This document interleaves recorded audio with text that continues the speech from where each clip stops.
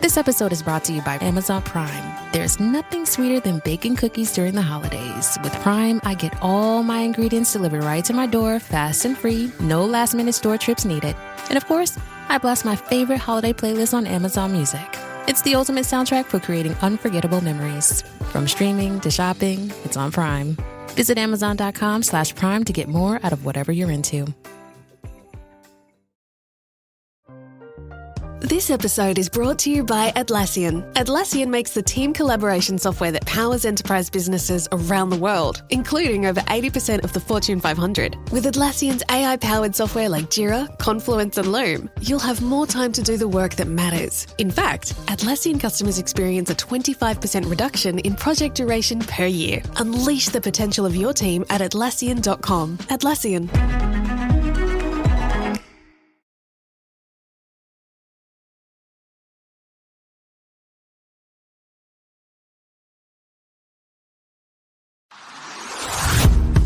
Hey, I'm Amanda from Trifecta Fitness. We're proud to be Clarksville's new Get Fit headquarters. Trifecta Fitness is a state-of-the-art spin and strength training studio. Our spin studio is truly one of a kind in this area, complete with 20 state-of-the-art live fitness bikes and an incredible sound system. Our strength training is done in small groups of 6 or fewer, and all of our strength and spin classes are scalable for every level of experience. Come see us in the heart of Clarksville, just behind MAPCO at the corner of Old Trenton Road and Wilma Rudolph Boulevard. Call us for more info at 931-542-6265 or download our Trifecta Fitness app for a full list of upcoming classes.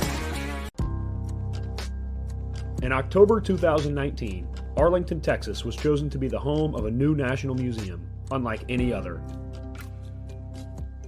The National Medal of Honor Museum will be a unique home of military history. The 100,000 square foot museum will house exhibits, archives, and artifacts relating to the 3,500 U.S. troops who have been awarded the medal, the nation's highest honor for valor in combat. The museum will have 31,000 square feet of galleries dedicated to U.S. troops who have received the award. The museum CEO, former Navy SEAL and NASA astronaut Chris Cassidy, said the museum will focus on education as much as preservation. The building will have 5 areas dedicated to Medal of Honor winners from the Army, Marine Corps, Navy, Air Force, and Coast Guard. The main gallery will be located in a central plaza under a 25,000 square foot slab of steel, which will appear to be suspended in midair. It will be supported by 5 pillars. Black Rifle Coffee is a corporate sponsor of the museum, as are the Dallas Cowboys. The museum's board also includes over a dozen major corporations and 6 Medal of Honor recipients, including David Bellavia, Patrick Brady, and Britt Slabinski. Army Staff Sergeant Bellavia was awarded the medal for clearing an entire house by himself on November 10, 2004, as a squad leader in support of Operation Phantom Fury in Fallujah, Iraq. He killed 4 enemy fighters and wounded a 5th in close quarters battle.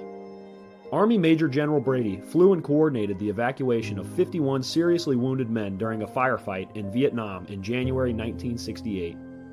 Slabinski, a Navy SEAL chief and team leader, led a rescue team of SEALs during Operation Anaconda in Afghanistan in March 2002. Slabinski and his team flew to a mountaintop ambush site to rescue Petty Officer First Class Neil Roberts, who had fallen from the back of a helicopter. Slabinski led the team through almost constant combat against an entrenched Taliban force. Along with the board members, former presidents Jimmy Carter, Bill Clinton, George W. Bush, and Barack Obama serve as honorary directors. The museum is expected to open to the public in late 2024. All right. Welcome back. Misfit Nation. Misfit Nation. The Misfit Nation Show. We are a show founded by a veteran and hosted by 2 veterans and a military spouse. Our mission is to get people to tell their stories to the world. If you're an author, share your tips with the Misfit Nation. If you're a musician or an actor, our audience needs to know how they too can get into the business. Coaches, we love our coaches. Come on and share your tips with the Misfit Nation to help them become better versions of themselves. If you are a corporate leader or an entrepreneur, come on and show how you did it and how hard you have fought for success. If you are a veteran, first responder, or Gold Star family, we would love to have you come on and share your story with the Misfit Nation. We always have time for you. If you're feeling down, alone, are starting to see the darkness, stop. Think about those who are around you. You are not alone. You will be missed. If you feel like your problems will be a burden to those in your inner circle or feel embarrassed, dial 988. If you are a veteran, take option 1. We need you to keep pushing forward. Don't make a permanent solution to a temporary problem. If you are a new listener, welcome to the MisFitNation Show. Be sure to subscribe to our show on your favorite podcast app. Also on our YouTube channel at @the_MisFitNation. Subscribe and click the bell to keep you up to date on our latest episodes and all of our news. You can also find us on Heroes Media Group and About Face Radio. Now, let's get to the show!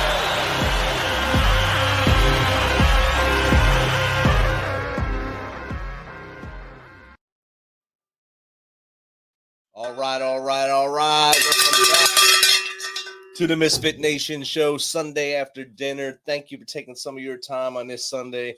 I know a lot of you had to spend your day watching the team from Florida win the Little League World Series. Congratulations to those young men and their coaches and their families for going up to Pennsylvania and keeping the trophy here in America.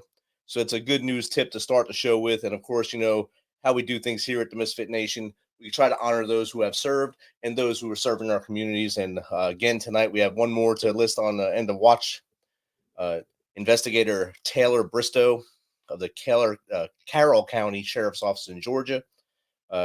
His end of watch was August 23rd, 2024. Keep his peers, his family, and friends in your thoughts and prayers as they go through this tough time. 3 years ago tomorrow, our nation let their guard down through strategic errors, and we lost 13 brave warriors at Abbey Gate in Afghanistan. It was an embarrassing mark for all of us who served there. It ticked a lot of us off, and it still does. It's 3 years now, and I'm going to say the names to them young men and women who we lost that day. Marine Corps Staff Sergeant Darren T. Hoover, 31, Salt Lake City, Utah. Marine Corps Sergeant Johanny Rosario Pichardo, 25, of Lawrence, Massachusetts. Marine Corps Sergeant Nicole L.G., 23, of Sacramento, California. Marine Corps Corporal Hunter Lopez, 22, of Indio, California. Marine Corps Corporal Dagan W. Page, 23, of Omaha, Nebraska. Marine Corps Corporal Humberto A. Sanchez, 22, of Logansport, Indiana. Marine Corps Lance Corporal David L. Espinoza, 20, of Rio Bravo, Texas. Marine Corps Lance Corporal Jared M. Schmitz, 20, of St. Charles, Missouri. Marine Corps Lance Corporal Riley J. McCullum, 20, of Jackson, Wyoming. Marine Corps Lance Corporal Dylan R. Marola, 20, of Rancho Cucamonga, California. Marine Corps Lance Corporal Kareem M. Nikori, 20, of Norco, California. Navy Hospitalman Maxton W. Soviak, 22, of Berlin Heights, Ohio.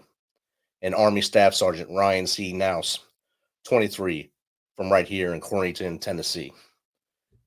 Keep those brave service members' families in your thoughts today as you go through your day and think about what those families have gone through the last 3 years, wondering the whys, the hows, and they're not coming home. So I know I brought you down with a lot of the stuff right there. So I'm going to try to bring you back up here as I introduce our next guest. He's the founder of North Square Capital, a privately held real estate investment firm in Boston, Massachusetts. He spent numerous years at Columbia Threadneedle Investments, a prominent global asset management company. During this time, he collaborated with financial advisors and their teams, overseeing assets ranging from $20 million to over $3 billion. However, he couldn't help but notice that these highly successful teams operated in isolation. They rarely shared new ideas or strategies that could benefit a more sophisticated audience, like several of his relatives who dedicated their lives to medicine. He saw how the financial services industry poorly served them. This is when he discovered a financial secret. His mission is to help medical professionals buy back their time, expand their wealth, and redirect their funds from Wall Street to Main Street through passive real estate opportunities. So without further ado, let's welcome Rob Natale, founder of North Square Capital. Welcome, Rob. Hey, Rich. Thanks for having me on. Thank you for your service, and thank you for those that have served and those who have passed. Appreciate that, Rob. Rob, no, I gave basically your 30-second elevator speech right there. I gave about you right there. If you don't mind, go a little deeper into as far back as you want to go to how we got to where we are today.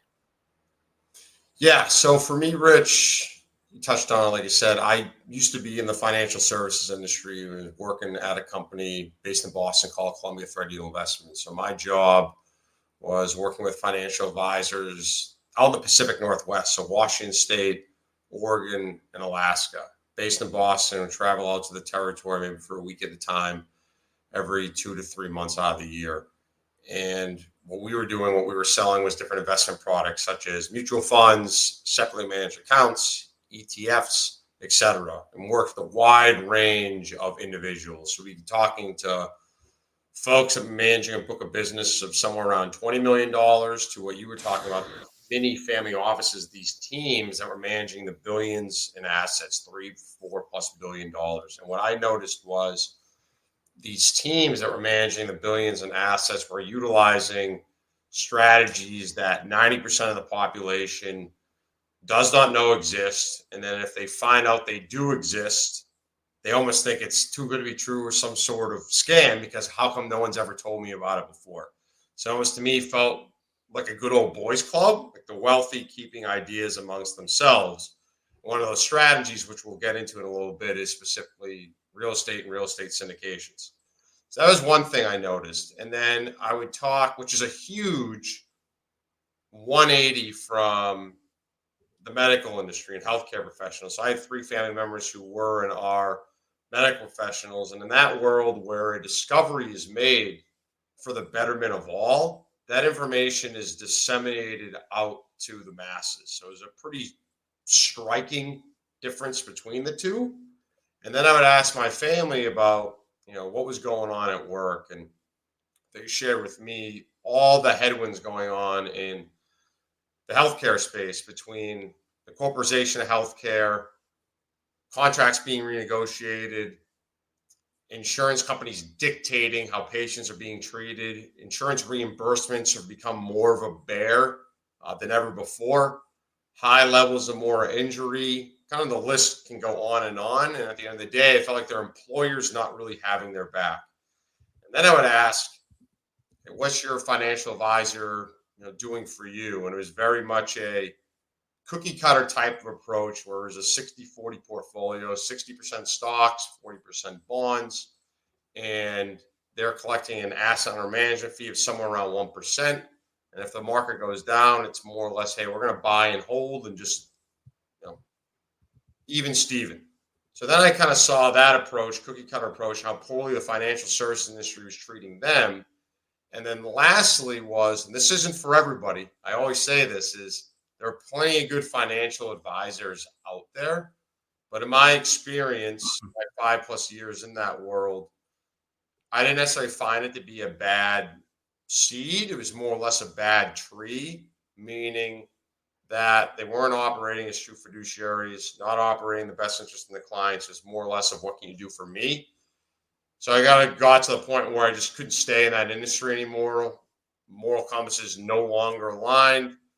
And I kind of got an inkling to start a company, start a business that could help and educate folks like my family on some of the strategies, in particular real estate, the syndication model, which we'll get into, to show folks how to really build their wealth, how to combat burnout and take back and really retire on your terms, utilizing passive real estate investing as one of those vehicles.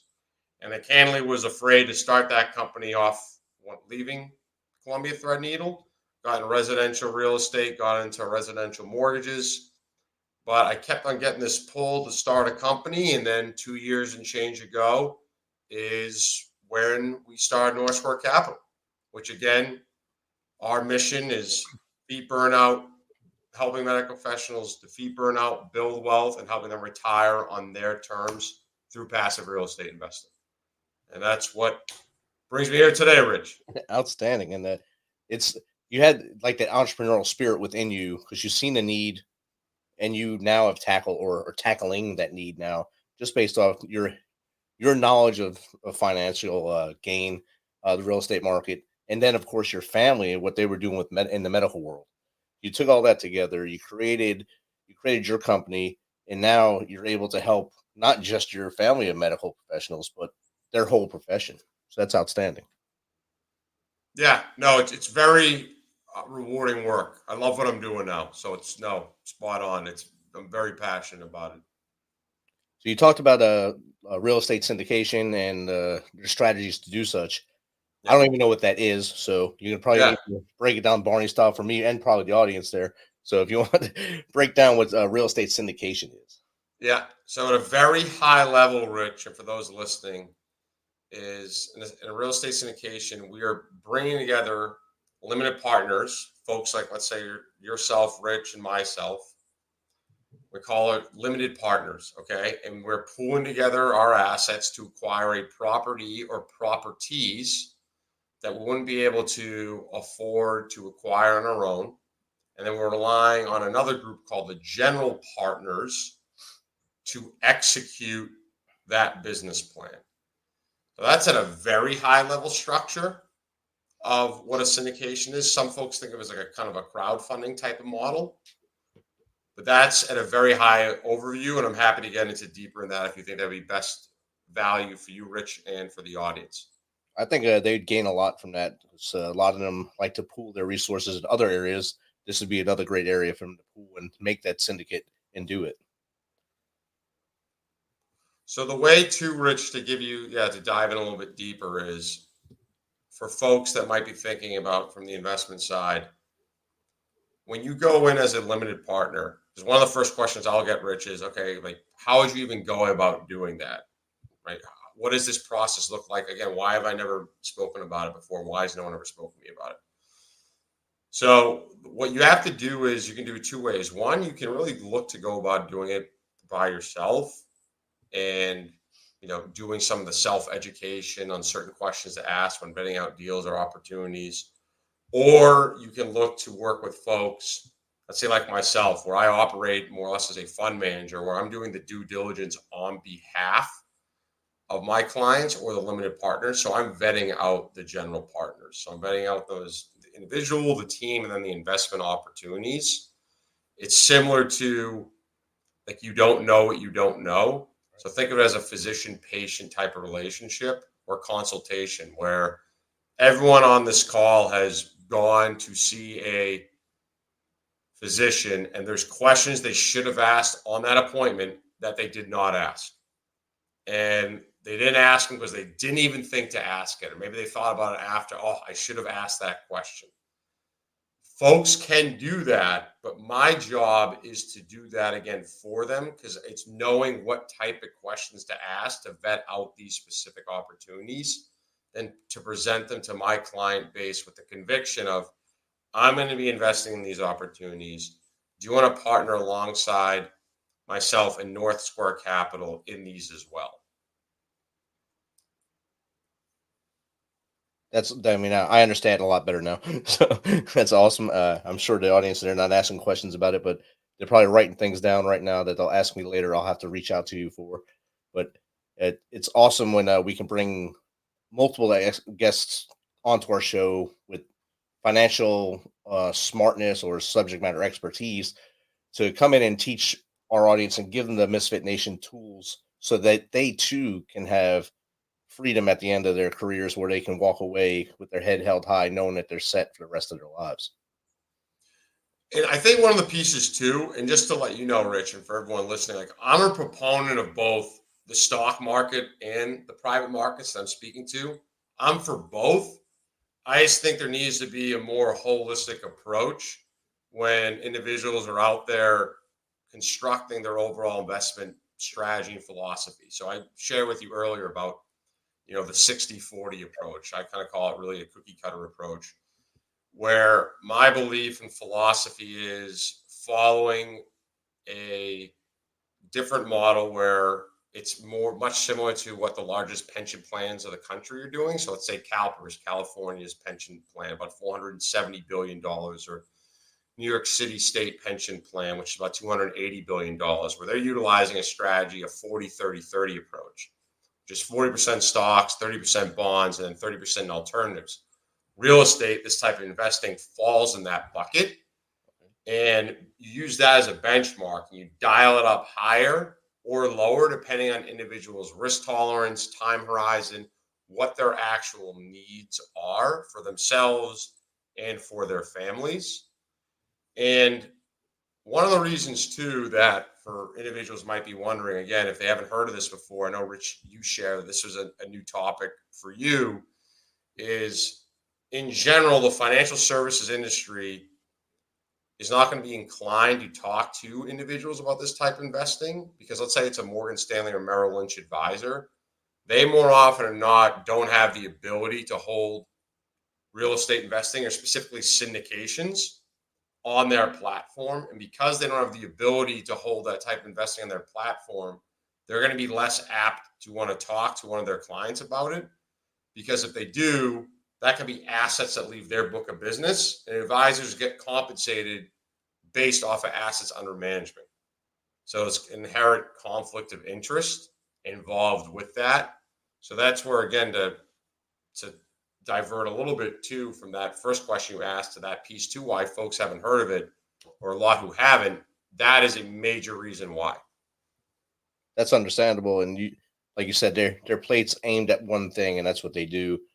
You can ask anyone in the audience if they've went to a financial advisor, what did they try to coach them on? And most times they'll try to get you to buy insurance, and then of course an investment strategy later. And that kind of makes you get that sour taste in your mouth about using an advisor, because you don't want to go get insurance. You already think you have enough of that. You want to have investments that will make you money, not just pay someone to get a commission on insurance sales.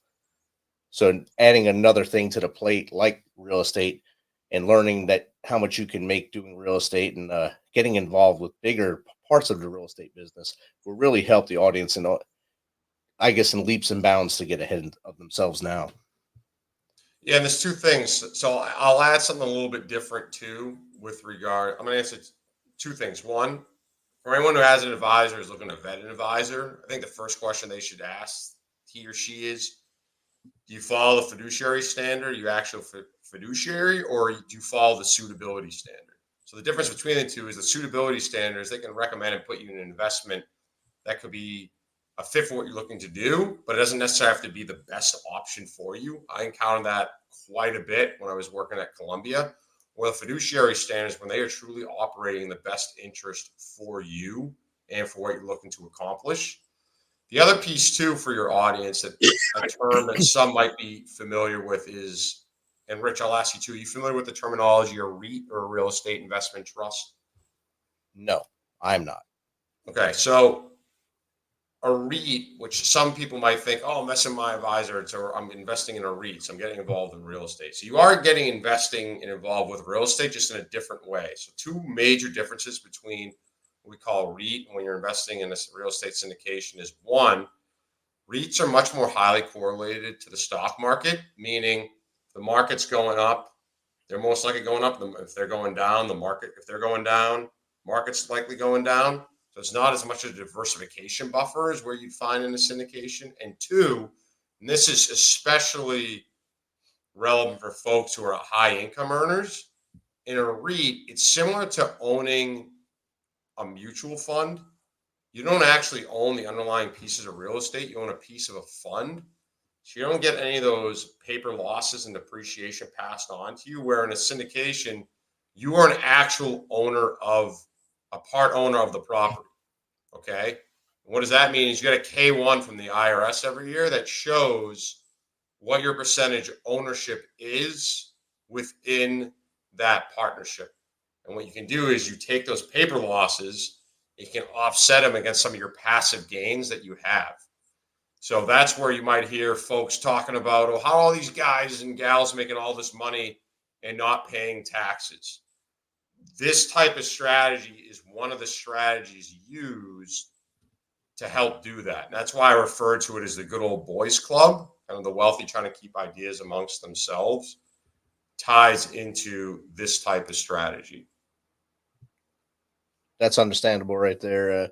When you put it into terms that we understand, like the mutual fund or things like that, it kind of blends it. It makes it a lot easier for audiences to understand. And I think most of mine will understand that, and they're probably going to reach out to you once we get to that part of the show where you tell them how to contact you and maybe ask you more questions, more direct questions to you that I shouldn't ask for them anyway. So that's the best way I think people should ask.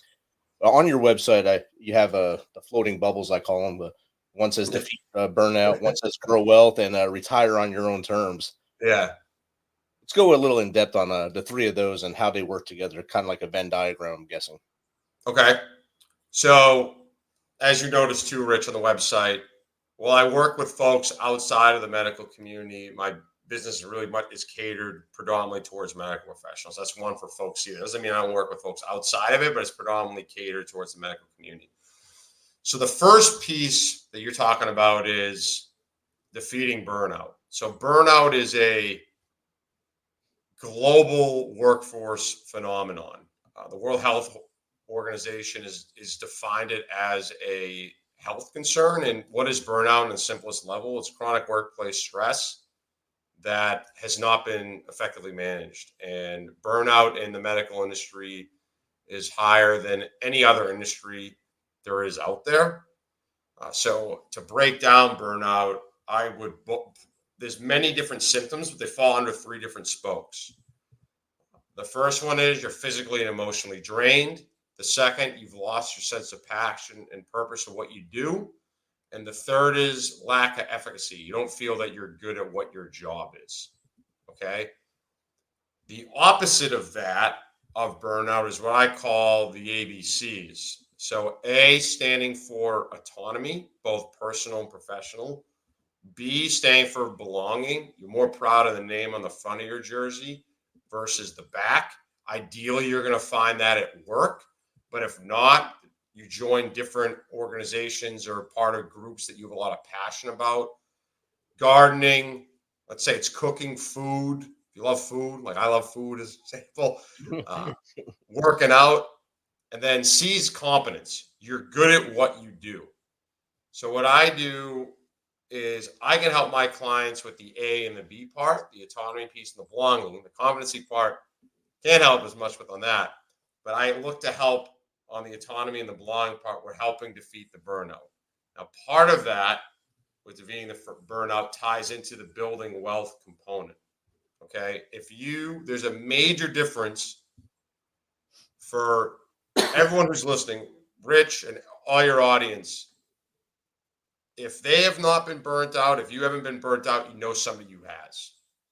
Deloitte's just done a study where 77% of current employees are suffering from some form of burnout. Everyone can relate to it. And there is a major difference between going to work when you have to versus you want to, versus it being optional. That is a totally different mindset to have. So my component of helping to build wealth is to provide my clients the ability to either A, work to become work optional, or B, having the ability to reduce the amount of hours that they're working because the income being generated from real estate and the appreciation can complement their active income, what they're doing if they're an entrepreneur, their W-2, what have you. So that's where the build wealth comes into play. And then when I write retire on your terms, okay, to add some color, like I mentioned too, Rich, I'm a proponent of the stock market, like I shared. If we asked everybody, if you asked 100 people, is the stock market going to be higher than it is or lower 5 years from now? I think every single person would say it's going to be higher 5 years from now. The problem is if you're looking to retire in 5 years and you need to have a certain amount of income built up in appreciation for your overall investment portfolio at that 5-year mark, like good luck, right? It all depends on if you retire at the right time or the wrong time. Right? The 2008-9 financial crisis, 2022, the broader market was down 22%. The market's more or less like a roller coaster. So when I say retire in your terms, when you're investing, and again, it's all about investing with groups who know how to execute the business plan. The journey is all going to weave somewhat from what you think it's going to be, but you know where the destination needs to be. So who can execute that plan? If you're working with a group who knows how to execute the plan, I help my clients build out a path of, okay, where do you want to be 5, 10, 15 years from now, utilizing real estate as one of your pillars. It's a much more predictable way to do that than utilizing and banking it on the stock market. Do have a question from X. Let's see if I can get it pop up. Yeah. From at pen to pape 87 on X. How do we maintain our professional status while also becoming a savvy investor with you? So from pen to pal 87. So I'm going to ask a follow-up question to that. So when you say you maintain professional status while also becoming a savvy investor, do you mean, I'm going to interpret that as if are you still looking to stay at your current employer while doing this? If that's the case, that isn't a challenge to do, right? It's similar as if you're investing with an advisor. If you're looking to, again, you're investing, let's say, stocks or mutual funds or exchange traded funds. This is just a different avenue to go about doing it. It doesn't have any impact on what your current job is. Now, if you're looking to build out a plan or a path, again, to start moving away from your W-2, that's where one of the resources I put together is called a freedom calculator, where we say, okay, what are you spending on a monthly basis? All living expenses. Extrapolate that out to a year, and that is the figure that we need to get to become totally financially independent, or what I call work optional. And we come up with a game plan together to do that. And pen to pape said exactly to the first part of what you said. So okay, maintain work and doing it. Yes. So that I guess cleared up for pen to pape. I'm guessing made them happy. So that's their first time joining us. Thank you for joining us, pen to pape 87. I guess maybe you're a writer or maybe a medical writer. And you talked about the freedom metric. I see it on your page as well. Calculating your freedom metric, three steps to discovering your financial independence. How do you do that with your clients? Yeah. So the first thing we'll do is, again, it's built on an Excel spreadsheet. It's very rudimentary by design, so folks can dive in there pretty quickly and know what they're doing. So first tab is a video, explains exactly how to go about using it. And then we'll go to the second tab. It says, I want you to write down, based on category, what, again, your expenses are. Dining, exercise, mortgage, medical expenses, utilities, etc. Okay, student loans, you calculate that out. And then once you take that figure, let's say, just for even numbers purposes, let's just say it's $10,000. That's your living expenses. Multiply that for 12 months in a year, your basically living expenses is $120,000 in a year. So in order to become work optional, you need to be generating $120,000 in passive income to become what I call financially free or financially independent. And now that last tab, that's where we play with different investment scenarios, and we use assumptions for the investments of what the returns look like. And then that can show you, if I invest this much on this specific period of time, how long it will take me to get to this number. That makes Excel makes it a lot easier, and plus having you with the step-by-step stuff in there will really help the person who's not savvy with that stuff, but are savvy with the spreadsheet to get things going in the right direction and be able to see that number right in front of them and say, this is what I need to do now in order to be where I want to be in 5 to 10, 15 years from now. Correct. And also seeing on your website, you also have an actual checklist for burnout, which audience, if you go to the website and see that, it's probably, I think, 2/3 down the website. There's an actual checklist to see if you are in burnout stages or starting to burn out where you are in life at your career. And I think that can go into any career, not just medical as well. Correct. Oh, yeah. So for that, and again, like I said, to reiterate too, it's burnout it's really industry agnostic. It's just very prevalent, again, more so than any other in the medical and for healthcare professionals. And also, again, tying it back to my family, what they experience, and for my business, and similar to one of the resources that you'll see on there, Rich, that folks can download or they can request to get. It's called the Financial RX Playbook. It really talks about how to win through passive real estate investing, how medical professionals can win through passive real estate investing. Talks about the benefits, but also talks about the risks, right? This type of investing isn't for everybody. That's what folks need to wear. This isn't a get rich type of scenario, or it doesn't come without any risks, right? Your risk as a limited partner is your at-risk capital. It's similar to It's similar if you invest in the stock market, crypto, etc. Versus on the general partner side, they have all the risk. In addition to their at-risk capital, they could be sued. If they don't perform the loan, banks will go after them. That's kind of some of the differences, and that's discussed in the playbook. It also goes over a sample investment scenario, questions to ask if you're vetting sponsors. So some of the ones to ask are, how do you avoid conflict of interest? One of the ones I always ask as well is, as an added service for my clients, I run background checks on the groups. Anything that you'd like to share with me before going about doing so? And I've heard folks who've come outright, told me some things. I've had folks say there's nothing, which is the case. And I've had other folks say there's nothing. And then you run a background check and then you see something, and then it gets addressed. And then it's more or less, we'll see you down the road. So those and a few additional other questions, sample questions are in there, FAQs. It's all meant to start the educational process to see if this type of investing is right for you. I think once you get the education going, that really helps out not just your client, anyone that's in the business of trying to figure out where they want to be down the road. Education is the power to get through. Don't just go off what you heard on Facebook or something from a non-licensed. It's like education, anything, Rich. Yeah. Right. If knowledge is power, right. That's saying, it's like, if that gives you the added confidence that with conviction that you're making a decision based off of knowledge and not just going rogue. Is getting into, say, Airbnb renting, is that a good way to start investing? So you talking about as being an active owner, or or on the passive side? As an owner. I think it depends on who you talk to.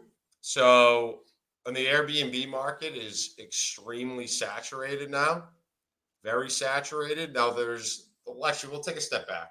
Let's talk about the pros, and then let's talk about things to look out for. From a pro's perspective, you can utilize the short-term rental tax loophole, where you can take some of those losses that you might experience through owning a short-term rental and offset it against some of your active income. That's actually a pretty nice feature from doing the short-term rental piece.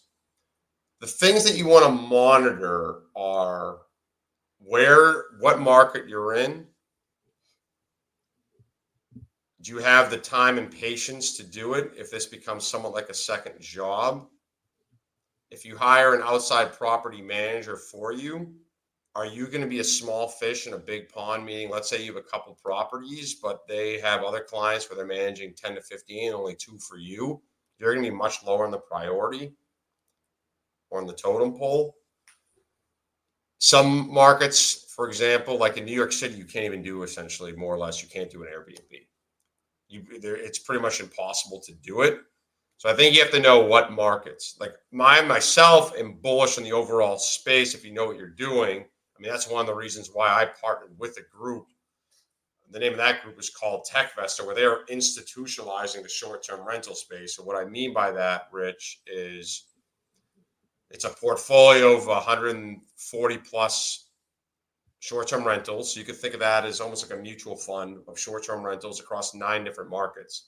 And some of the features that we focus and look for are in areas where the taxable revenue that's coming from those properties is very important to the area. So let's say like the Poconos as an example. 2, looking at markets where short-term rentals are already written in legislation and the Phoenix, Scottsdale area. And 3, avoiding major markets like a Boston, like a New York, again, which you can't even do anymore, or Miami. And instead of focusing again on the Poconos, Clearwater, Florida, Virginia Beach, etc.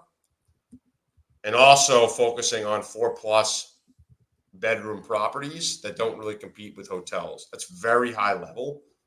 We get it's a totally separate, deeper in the weeds conversation. But at the end of the day, I'm bullish on the Airbnb space if you know what you're doing, where to buy, how to buy. Okay, that makes a lot of sense. And yeah, you are right. From the first time I stayed in Airbnb till now, it's a lot more people are in the market now, renting out their bedrooms or whole houses at this time. And it's everywhere. Everywhere you look, even in our little rural area here now, we have people Airbnb their houses, and people are staying in them. So I guess it works at some point. At Leah Wright, also on X, wants to know if you work with med professionals outside the United States. We can. It's a much more intricate process as far from a paperwork perspective, but we can. Okay. Hopefully that appeases Leah. And if you can give the audience 3 bits of advice to start this journey, to get to that financial freedom, be able to retire on their own terms, what would that be? So one would be starting why you want to do it in the first place. I think knowing what your why is very powerful, right? Okay, you want to get financially independent. What do you want to do? You want to travel? You want to spend time with family? You want to focus much more on philanthropic missions? I would say that's number one, is determine what your why is. And then everything is going to dovetail off of that. The second piece is, once you discover your why, is to get an understanding of if this type of investing is a right fit for you. So what I always do, whether you speak with someone else, you speak with me, I always conduct initial consultation calls. They're scheduled for 30 minutes, usually, but we always give a 15-minute buffer. And the whole goal, again, is, think of this analogy of physician-patient relationship, where you're the patient, I'm the physician. I'm going to be asking questions to try to diagnose what's the problem, how long has it been going on for, and and see if I can be the person that can be the one to help. Okay, if we determine together that I can be a person that can help what you want to achieve, then fantastic, right? But then if we don't, then I want to refer you, at least look to put you in touch with somebody else that can help you. Either way, when I speak to somebody, I want there to be a direction decided and help can be provided in either direction. And the last really step, what tied into that, is then it's the education. If you determine, okay, this is something that I feel could be a help to me, education. It's podcasts, it's reading, talking to other folks who have been investing, educational resources, whether that be LinkedIn. I have educational resources I can provide to you, and outside educational sources, right? So you don't have to just take my word for it. You can take it from others too. And then once there's confidence, say, hey, Rob, like, what type of investment opportunities are there? Then we have a discussion together to determine if these specific type of investment opportunities are a fit for where you want to go. Is cash flow most important to you? Is it appreciation? Is it tax benefits? And then we determine together if this can start getting you on that path. Awesome. Those are the three great tips. I put them all in the chat as you were saying it in order. So hopefully I typed everything correctly and spelled everything correctly this time. Don't get the grammar Nazis on me today. Tell me I did something wrong. Rob, how does someone get in contact with you? What's the best way to get in contact with you? To maybe jump in with you and see if you can help them get to that point in their life. Yeah, the easiest place, Rich, is just through my website, northsquarecapital.com. So www.northsquarecapital.com. There's a place to contact me. All my socials, which I'm pretty active on, are going to be even at the bottom of the website. There'll be a place to schedule a call as well. So I'd use that as the umbrella, the overall, and then you can find all sorts of different ways to contact me from there. Awesome. Rob, this has been great chat with you tonight. Thanks for taking some of your Sunday evening to educate the Misfit Nation on other ways to get ahead and be financially free and try to avoid that burnout. No, thanks again for having me, Rich. And again, thanks for your service. I appreciate it. No problem. Have a good night. All right. Take it easy. Bye. This message is from the U.S. Department of Veterans Affairs. Did you serve in the military? If so, you can obtain a free lifetime pass to more than 2,000 federal recreation sites. These sites are located across more than 400 million acres of public lands, including national parks, wildlife refuges, and forests. The lands host activities to fit any lifestyle: hiking, biking, fishing, camping, and much more. Gold Star families are also eligible for these free lifetime passes. Plus, they cover entrance fees for a driver and all passengers in a car, or up to 3 additional adults at sites that charge per person. Obtaining one is easy. Just go to the National Park Service website, nps.gov, or the National Park Service app.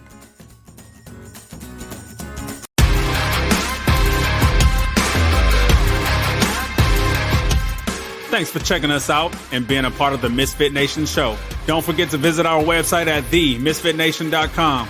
That's themisfitnation.com. Check out all our past episodes and get some of the great Misfit Nation gear for you and your family. As always, be humble, stay hungry, and keep hustling, because we are Misfit Nation. Misfit Nation.